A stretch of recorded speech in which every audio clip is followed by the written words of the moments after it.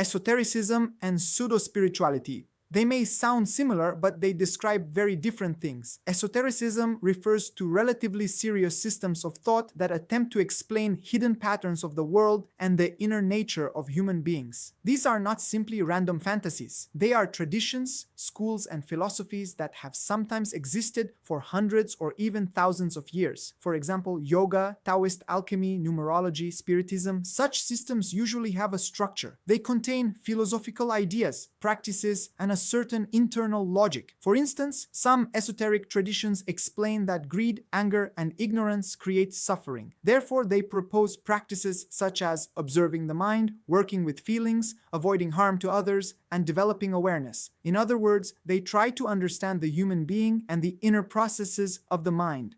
Pseudo-spirituality, or what many people call woo-woo spirituality, is something different. This is an ironic label for mystical-sounding ideas that have no real tradition, no coherent system, and no clear logic, and are often used simply as a justification for things. For example, a person is ironing a shirt before work. They burn it with the iron. The real reason is simple. The temperature was set incorrectly. But in woo-woo spirituality, the explanation sounds very different. It's a sign from the universe. The energy stopped me. I'm not supposed to go to this job. My vibrations are meant for something else. I'm not made for work.